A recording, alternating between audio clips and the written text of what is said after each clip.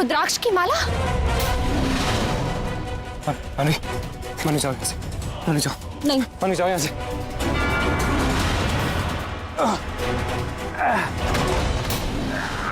राहुल, राहुल क्या हो रहा है तुम्हें?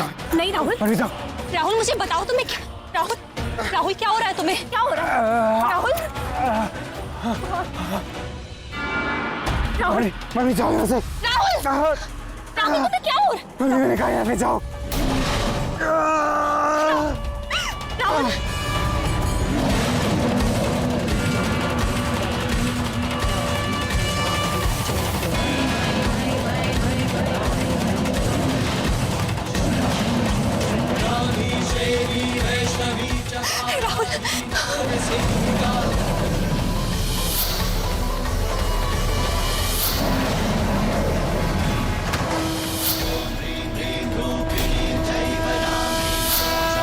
अंबिका,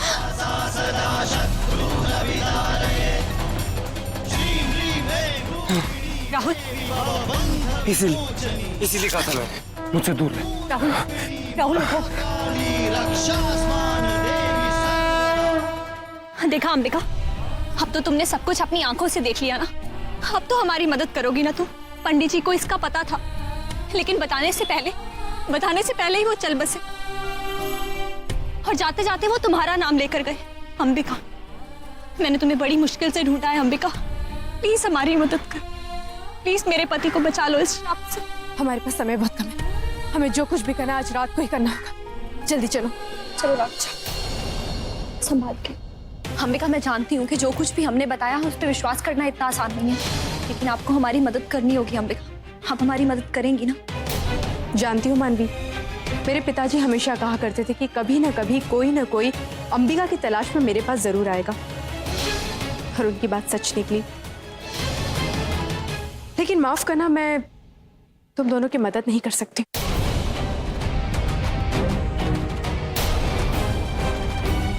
जिस अंबिका की तुम्हें तलाश है वो मैं नहीं हूं। तो फिर? फिक्र मत करो, जिस अंबिका को तुम दोनों ढूंढ रहे हो वो भी यही है। आओ मेरे साथ।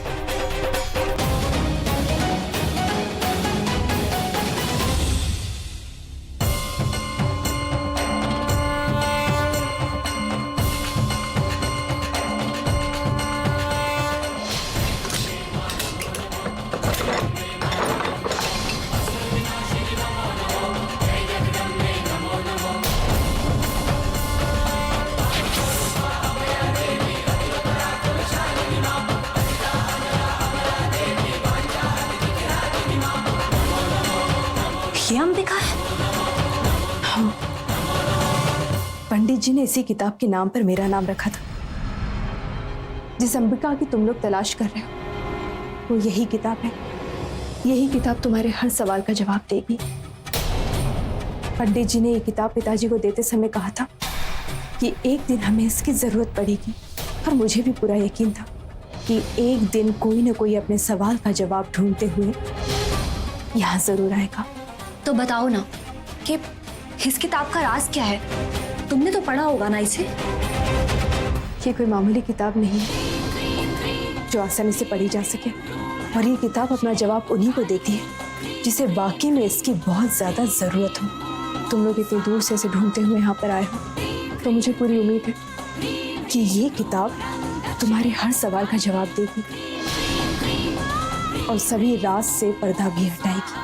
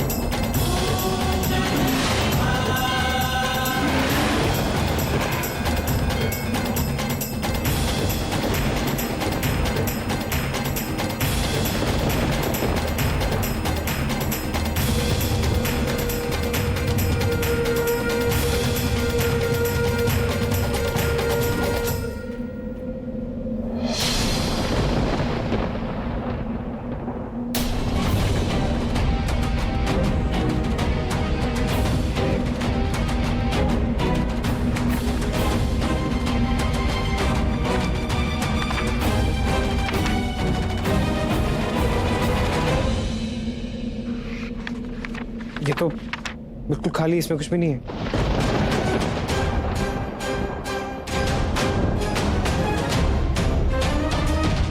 इस किताब में छिपे शब्दों को खोजने के लिए हमें और अधिक शक्ति की जरूरत है।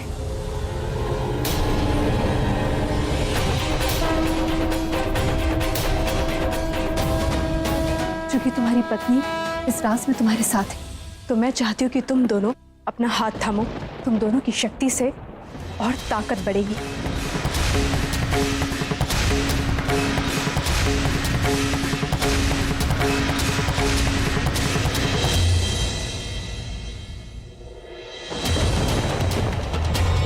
और अपना एक हाथ इस पर रखो।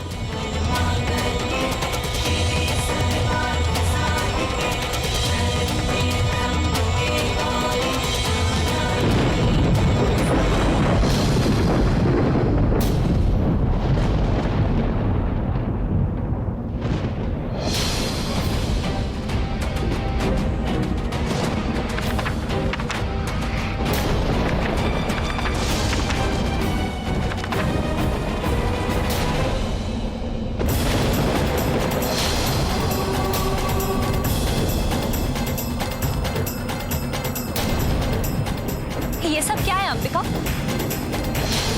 हम इसे पढ़ेंगे कैसे?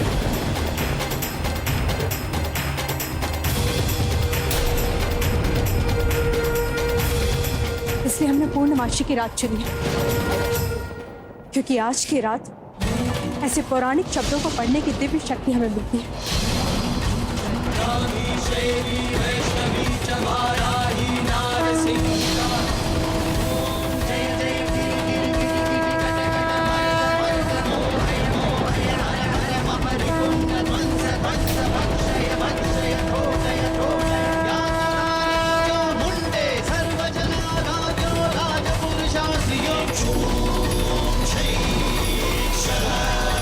तुम्हारे अंदर जिस आत्मा ने प्रवेश किया है वो एक दिव्य शेर की आत्मा है।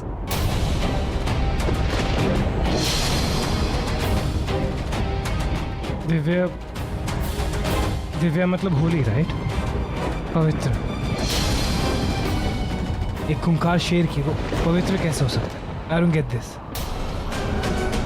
क्योंकि जानवर को उसी रूप में तुमने समझा है। हम जानवर को केवल एक ही नजर से देखते हैं कि वो जंगली हैं, खौफनाक हैं, डरावने हैं, जो केवल भूख जानते हैं, जिनमें ना कोई लगाव होता है, ना भावनाएं होती है, ना ही समझदारी।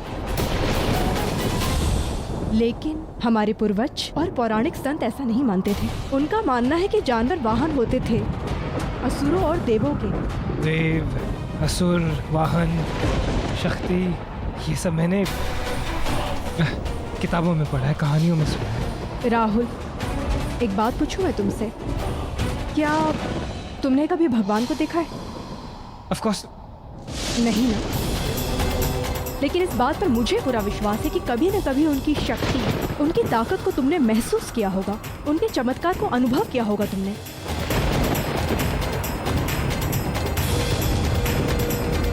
जैसे भगवान का अस्तित्व है, ठीक वैसे ही असुरों का भी अस्तित्व होता है। लेकिन ये असुरों और दानवों, इन सब का दुर्गापुर जागीर, उस मंदिर और शेर से क्या ताल्लुक है? ताल्लुक है। तुम दोनों सोचो कि जिस जगह पर वो शेर मारा गया था, वो नवरात्रि की आखिरी रात उसी नदी पर पानी पीने क्यों जाता था? शेर देवी माँ का वाहन होता है, इस बात को तो जानते हो ना तुम? दुर्गापुर के जागीर का बहुत ही समृद्ध शेर था वो। दुर्गा माँ का आशीर्वाद था उस पर। वो वहाँ का रक्षक था, रखवाला था। असुर इस दुनिया में तब से हैं जब से इस धरती का निर्माण हुआ है, और इन असुरों का सबसे शक्तिशाली सम्राट सांड का रूप धारण कर लिया करता था। दुर्गापुर के जागीर का वो शेर इन्हीं असुरों का वध किया करता था। आज वो असुर हर जगह बिखरे हुए हैं, लेकिन उनमें से अगर कोई एक भी शक्तिशाली रूप में खड़ा हो गया तो चारों ओर तबाही मच जाएगी, सब और विनाश हो जाएगा, कई मासूम लोगों की जानें चली जाएंगी। आज से करीब 10 साल पहले एक कुल का निर्माण हुआ था, और उस कुल का सम्राट, उसके अंदर भी ये शक्ति थी कि वो सांड का रूप धारण कर लेता था, और अपनी शक्ति को बढ़ाने के लिए वो इंसानों का वध करने लगा, उनकी बलि चढ़ाने लगा। और इसी दुर्गापुर के दिव्य शेर ने उस असुरों के सम्राट का वध कर दिया था। और उसके बाद वो मंदिर में पानी पीने गया और वहां पर किसी शिकारी ने शेर का शिकार कर दिया। मुझे लगता है कि उस शिकार या उस शिकारी से ही तुम्हारा कोई रिश्ता है, जिसका श्राप तुम्हें लगा है। रिश्ता है मेरे पापा।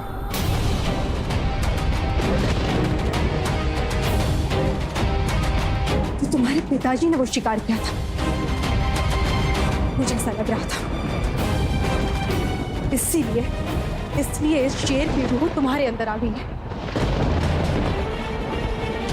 राहुल, तुम्हें इस बात को अच्छे से समझना होगा। वो शेर बहुत शक्तिशाली है और उसका मकसद यहाँ पर आने का केवल तुम्हारे और तुम्हारे परिवार के साथ बदला लेना नहीं है, बल्कि उसका कोई बहुत बड़ा मकसद है, कोई अधूरा काम है जो पूरा करने के लिए वो यहाँ पर आया है। कैसा अधूरा काम?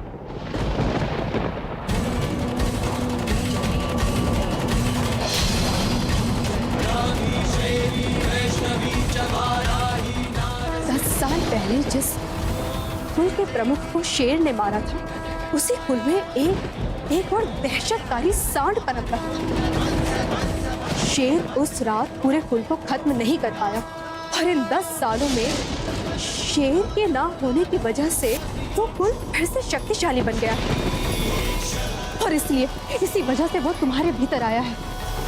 और जब तक वो अपना मकसद पूरा नहीं करेगा, वो यहाँ से लौटकर नहीं जाएगा। लेकिन इन सब में राहुल को क्यों घसीटा जा रहा है? क्योंकि राहुल के पिताजी ने ही उसका शिकार किया था और उसका मकसद अधूरा रह गया था।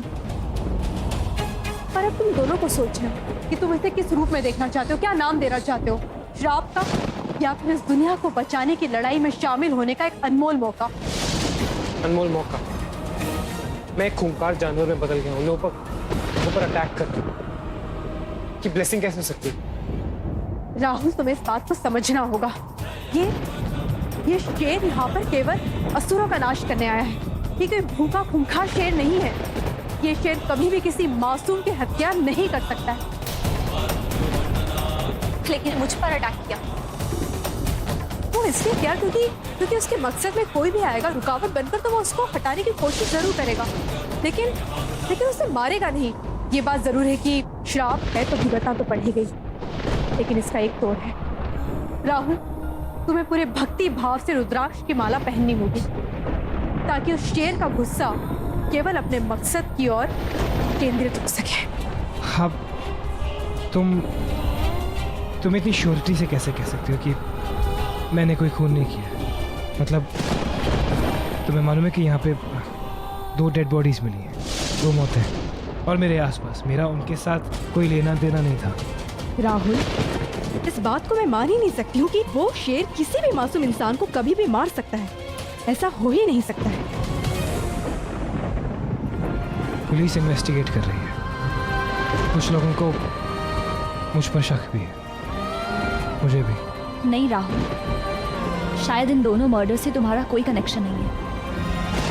मैंने इंस्पेक्टर पृथ्वी से बात की है, वो इस केस की इन्वेस्टिगेशन कर रहे हैं और अभी भी पूछताछ चल रही है।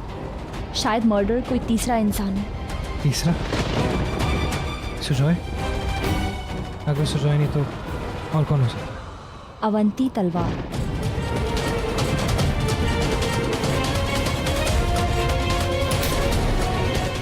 What do you mean by ये मर्डर्स मैंने किए? I mean, आप मुझे कैसे ब्लेम कर सकते हैं सब के लिए? आप कहना क्या चाहते हैं कि मैं खूनी हूँ?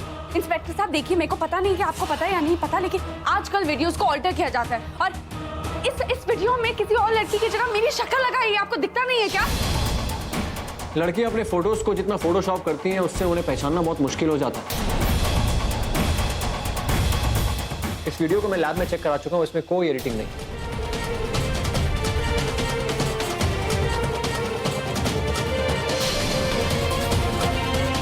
इस वीडियो में आप ही हैं अवंती जी। नीरू के मर्डर के बारे में आपने न्यूज में तो देखा ही होगा। फिर पता लगने के बाद आप खुद से यहाँ क्यों नहीं आई, ये बताने के लिए कि उससे आप रात को मिलने गई थी। मैं यहाँ क्यों आऊंगी? मेरा नीरू से कोई लेना देना नहीं है। और देखिए इंस्पेक्टर साहब, ये सब मानवी करवा रही है। I mean, I don't know क्यों, but I think because of jealousy। Rahul और मैं फिर से बेस्ट फ्रेंड्स हो गए, तो